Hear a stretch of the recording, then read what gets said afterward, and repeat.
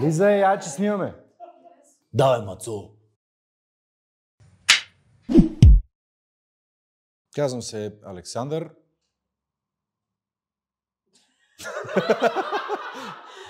Казвам се Александър Цветков, актьор, режисьор, преподавател по актьорско майсторство. Киното. Но в процеса на обучението се правят паралели и към актьорското майсторство за театър, за да може да се знаят разликите и когато са необходими да се използват.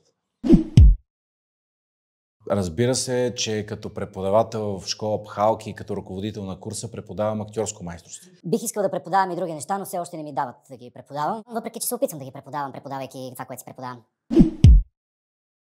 Най-различни техники за актьорска игра се преподават. Всичко това, което в моя професионален път съм успял да се докосна, да опозная.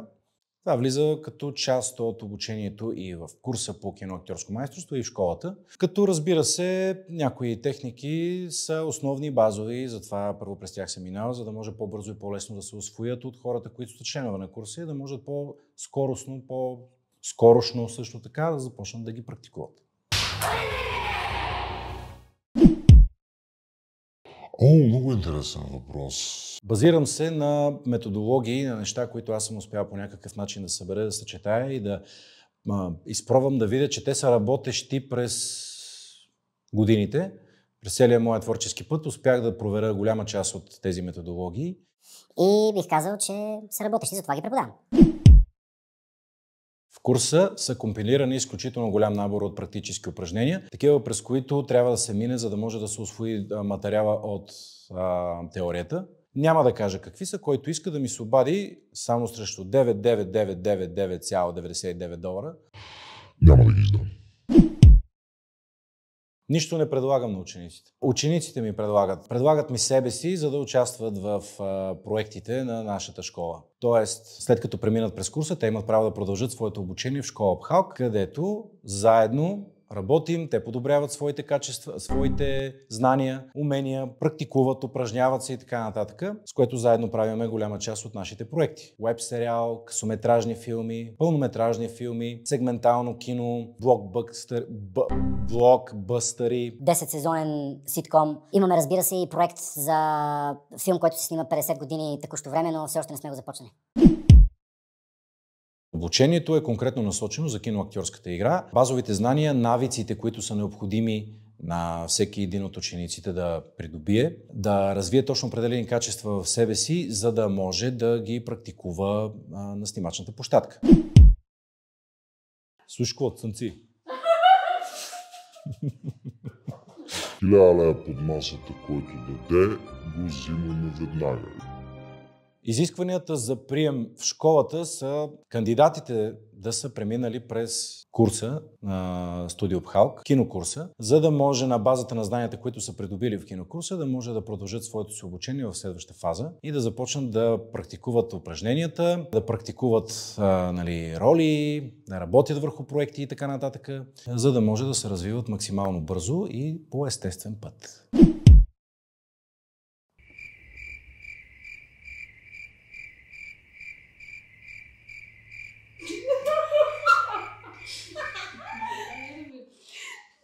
Тук има скрита камера или ма открита.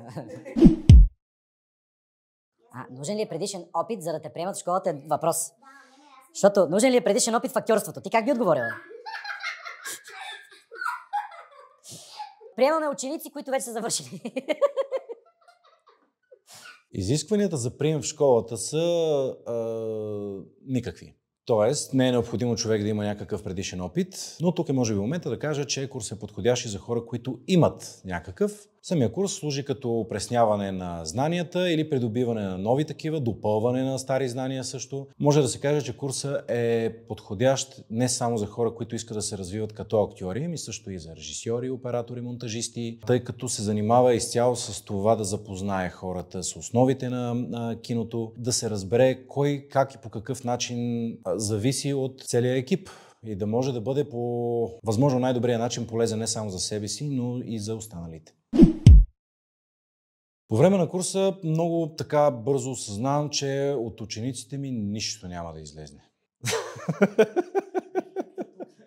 Не мога да оценя развитието на учениците ми по време на курса, в смисъл не мога да имам толкова голяма оценка, тъй като те правят практически упражнения на базата на придобития материал. Но това, което виждам и усещам, е, че се засилва техния интерес и те започват малко по-ясно да разбират колко трудна, колко сложна е тази професия, как тя изисква специална подготовка и към нея бих добавил така наречената самоподготовка. Абсолютно никаква подкрепа. Защото каквото те постигнат в кариерен план през живота си, трябва да го постигнат благодарение на тях и на техните качества. Nice. Когато те са били част от курса или част от школата, аз съм техния ръководител, който ги съветва, който ги насочва какво да развият, кое знание да се концентрират върху него, как да го упражнят, за да го придобият като навик, но не мога да ги насочвам в живота или да ги подпирам, да ги, така да се каже на жаргон, продавам някъде, да им уреждам участие и т.н. Първо, защото не смятам, че това е редно и второ, защото смятам, че те трябва да разчитат само единствено на своите си качества.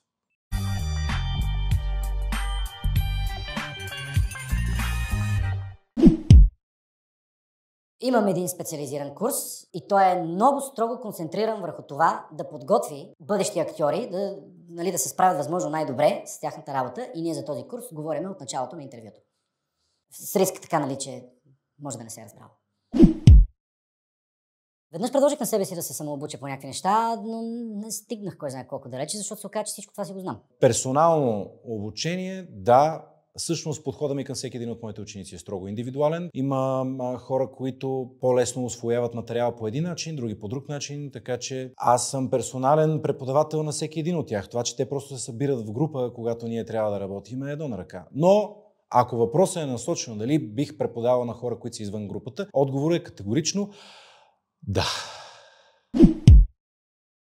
Очакваните възможности са неясни за мене. Аз не очаквам възможности. Те, ако имат някакви очаквания, силно се надявам да са облегнати на техните възможности, знания и на всичко това, което те са придобили като знания, практики, рефлекси за работа. Нека да разчитат на себе си и да не очакват, че аз ще им дам някакви възможности. Да се очаква, че техните знания биха им отворили врати. Знания, които те ще придобият в курса и ако желаят, могат да дообогатят и да развиват безкрайно дълго в школата. Курсът продължава сравнително кратко. Продължителността на курса е 3, предполага се, че ще се оголеми на 4 месеца, защото самия курс се развива, нови лекции се добавят, такива, от които осъзнавам, че има нужда и има необходимост, но това е едно изключително малко време, за което хората ще придобият изключително много знания, които все пак са базата. Понякога на един ученик му трябва цял живот, за да усвои основните техники. Понякога му трябват и 10 секунди. Радвам се, че не съм видял нито от едните, нито от другите, защото и двете са доста стряскащи. Но персонално си е. Всеки по различен начин усвоява материала и всеки има различно време, в което да придобие необходимите навици, за да може да се справя с замах пред камерата. Ето така.